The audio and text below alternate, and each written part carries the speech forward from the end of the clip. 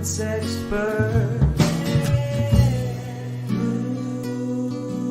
Who's that guy in that orange shirt?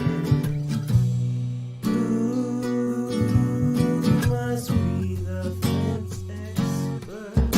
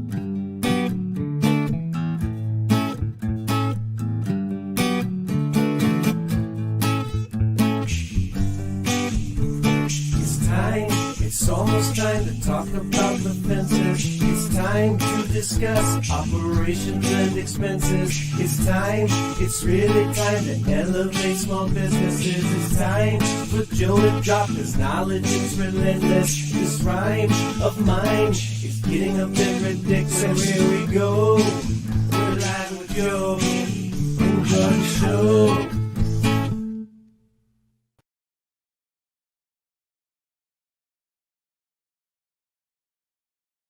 What is up, everybody? Welcome back. Joe Everett, the fence expert, coming to you live from FenceTech 2025, hosted by AFA. Hey, huge shout out to AFA. Great show, is off to a great start.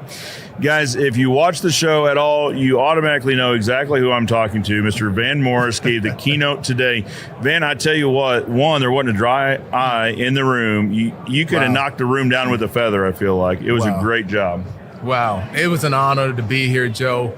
I tell you, I'm overwhelmed with gladness and joy right now. And it didn't start today. It happened yesterday. I showed up yesterday, and there are some venues happening there.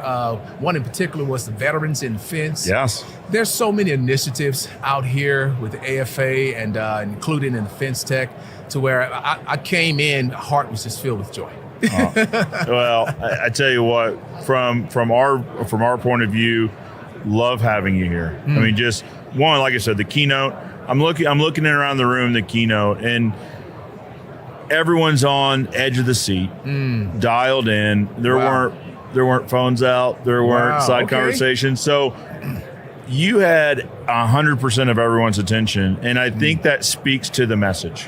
Wow. Right? How well it resonated with the room. In the message, as I understand it, or as we talked about, or you talked about, is being the best version of yourself.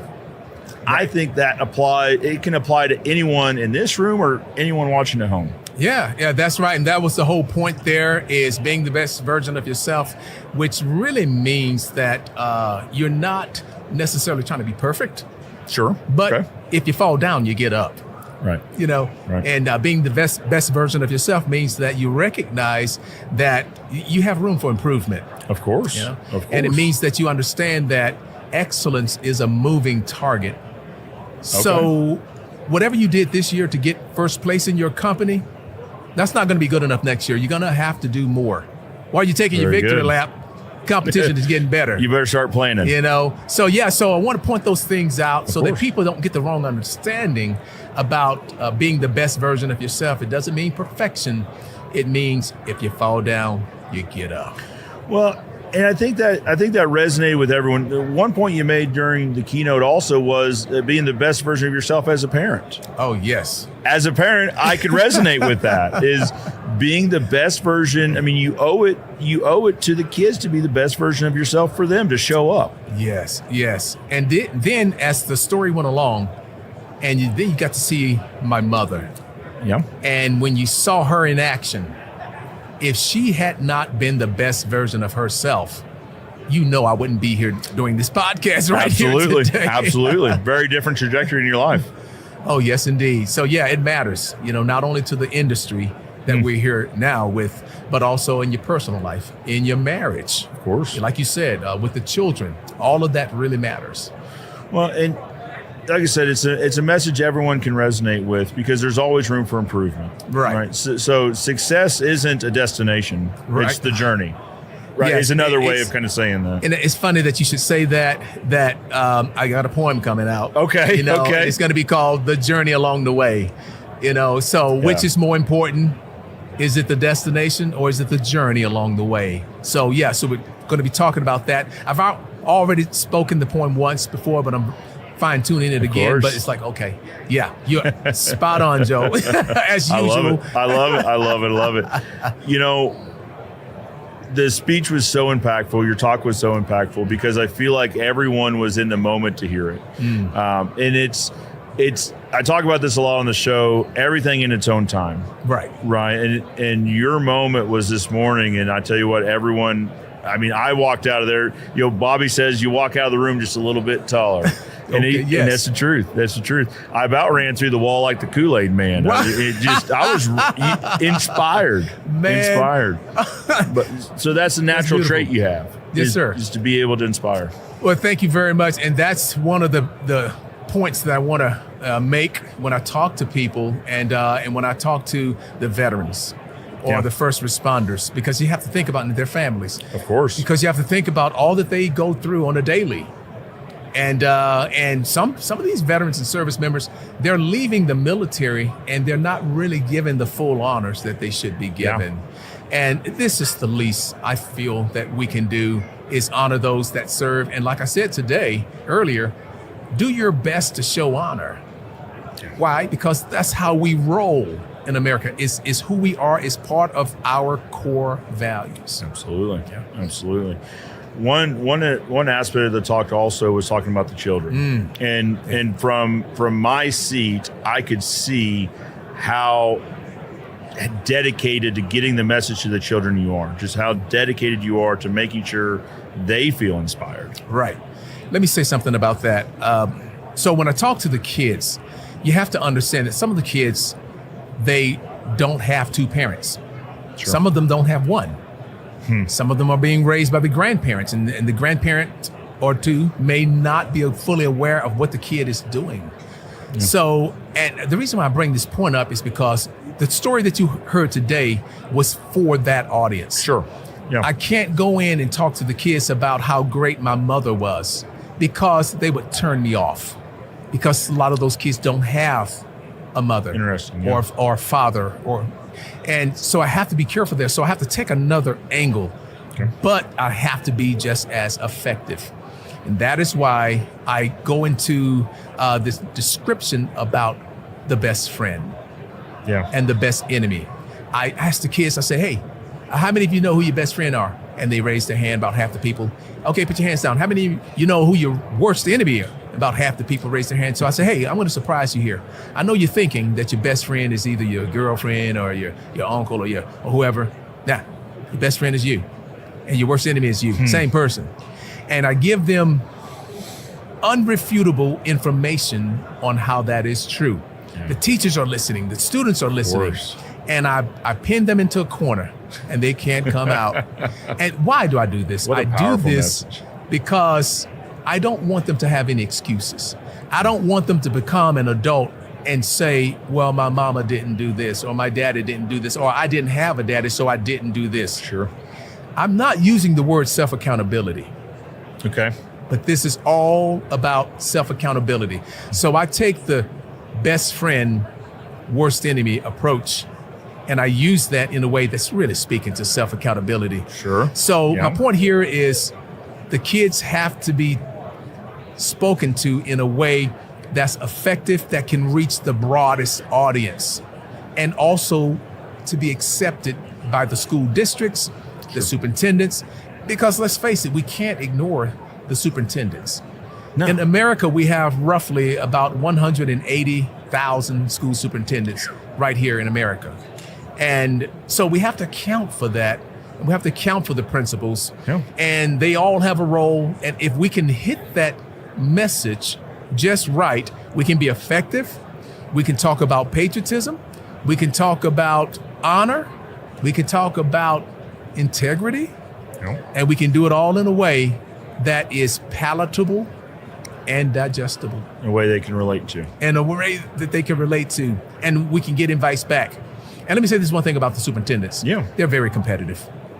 No school superintendent wants you to go into someone else's school district and start saying all these wonderful things and inspiring kids of another school district, not theirs. Not theirs. When a school superintendent finds out that somebody has a good deal, they want the good deal too. So that's part of my strategy. Of course. So what's your thoughts on that? Well, Mr. Morris, when I was, there's a slideshow that accompanied when you were talking, and it showed a lot of things. But one thing that I picked up on was that the schools that you speak this message at are all over the country. I mean, you're based out of Florida, Northwest Florida, right? But they were in the Carolinas. They were in California. They were on the West Coast, the Midwest, East Coast. You take the message coast to coast. Coast to coast. Private and public. Private and public. So, and that's a real important thing to note. Some of the schools I go to, let's take a couple of private schools. Sure. They are pretty much squared away, but they need to be inspired. Those kids are still needing to be inspired and encouraged. Even one school I went to, college, the Naval Academy, they still needs to be inspired. So that's why they called me out there, hey, I need you to talk to the Naval Academy. But then you may have some inner city schools that have a graduation rate of 63%. Oh. Now, that's almost 40% of the kids not graduating. Yeah. Okay? Wow. So we have to be able to reach those students in those schools. And then we have to understand that, yes, things like illegal immigration, that's very important. Yep. And we're tussling with that now in America. Sure. It's very political, right? Yeah. But something that we're not talking about is all the 12th graders that's going to graduate here in 3 months, and they're going to descend upon this country, and they're going to be propped up by the government, and some of them are going to be propped up by their parents, and some of them are going to be independent. Sure. But we got a lot of high schoolers coming out, and to the tune of 4 million, every year. 4 million. It should be more. Yeah, right. But because there's so many kids that drop out between the 9th grade and the 12th grade, we're talking about over 1 million kids dropping out. So if you look at America, we have 30 million Americans that don't even have a high school diploma. No one would ever guess that. Sure. So you see, Joe, we have to have a sense of urgency. Yeah. And during the political campaigns of not just the presidents, but the local officials, no one's really talking about the schools and, No. and the kids, and how do we really codify a plan that really unifies the nation and remove the political stink Yeah. that's on this subject. Yep. Certain things should not be politicized. Our children, Right. patriotism, law enforcement. Well, because all of those things transcend politics, right? That's right. Is That's right. the children that we're impacting now will be the adults of the future. I mean, and that's Absolutely. cliche. Everyone Absolutely. says it, but they are our tomorrow. They really are. And what I'll tell you what, Van, I'm not super excited about our tomorrow, Right, yeah. Because of the statistics you're saying, right? We should be arming our kids with the tools they need to Right. be independent and to be beneficial. Right, and that's why I have a sense of urgency, because we're out of time, and I recognize that we're out of time, and these kids are gonna, like you said, we're not talking about far in the future, okay? No. And it reminds me of something. I was talking to someone about two airborne rangers that jumped out of an aircraft for a military display. It was a public display, and one of them had difficulty with his parachute, and at the last, moment there, he was able to open the reserve parachute. So the question is exactly how much time did he have to open up that parachute? Yeah. And the answer is he had the rest of his life. Yeah. He had the rest of Yeah, his life. that's right. Sounds like a long time, Until but it's it isn't. not. He had to have a sense of urgency. Of course. Okay? And that's where we are today in America. We have the rest of our life to get this right. It sounds like a long time. Hey, the kids Yeah. are the people of tomorrow, the future. They're out Yeah. there. You have the rest of Yeah. your life to get this done. We're out of time, Joe. Yeah, until you don't. Yeah. We got to have a sense of urgency right now. So course. this podcast is going to be instrumental in getting the word out. And I Absolutely. want as many Americans as I can to get the word and understand what's going on here. So, Van, what would you say to parents that are watching now, either now or watching this recorded? What would you say to the parents about inspiring the children and tying this all back in, being the best version of themselves for the children? Yes, I would say get off the sidelines. Okay. That's the first thing I would say. First and foremost, when I say get off the sidelines, I mean do not be a part of the problem, become a part of the solution. And not just for your kid or your child, maybe you don't even have a kid, I don't know. Sure. But for your community. Get involved in what the schools are doing. Schools are out there, teachers in conservative districts and liberal, they're putting GoFundMe pages out there so that they can get supplies Yeah. for their classrooms. Yeah. If the parents just show just some involvement, of course, showing up at the PTO meetings. Of course. Okay. You have to show up at any meeting where you're invited to. And the kids, getting them involved in extracurricular activities Yeah. and talking to the kids.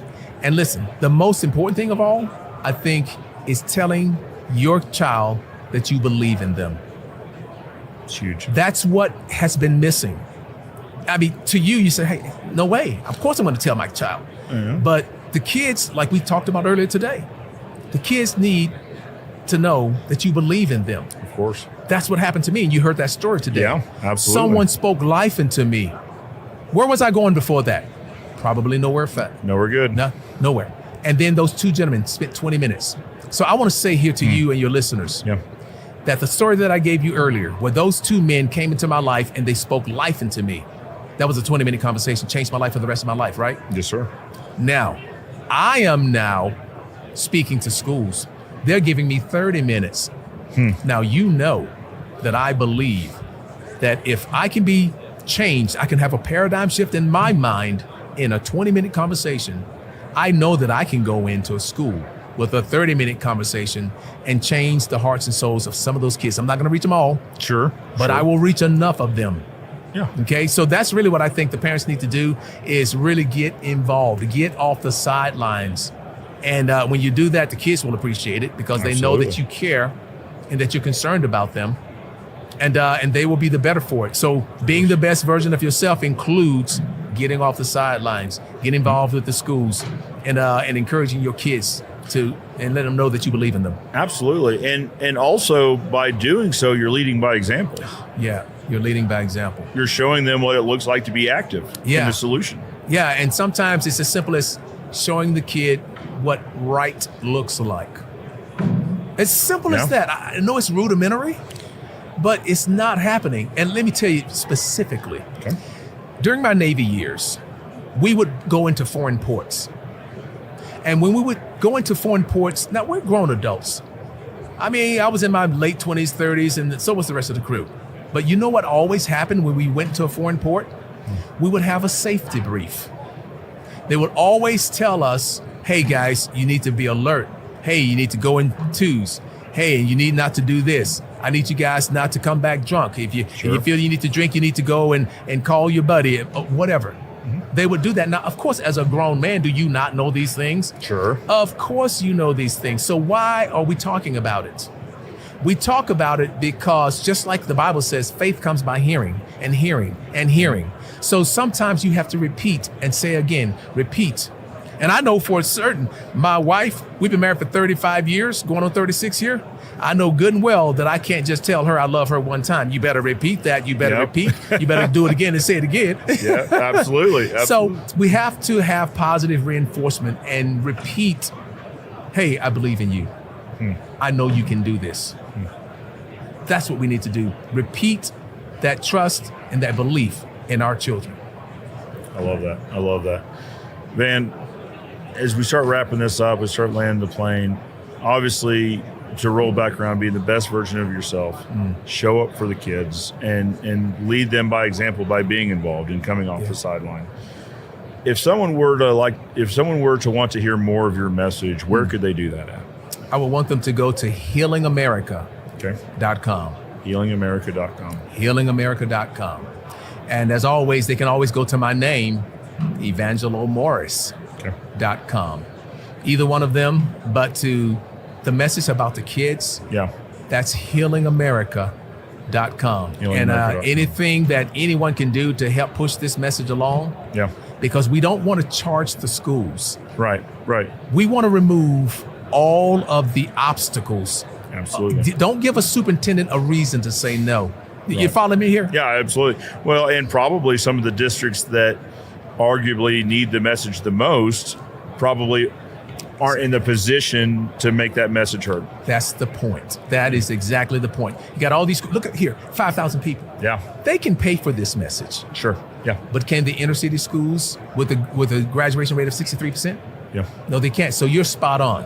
Yeah, and if you were to choose, I mean, obviously you want the message heard by everyone. Right. But I bet if you were to choose, you'd choose the children first.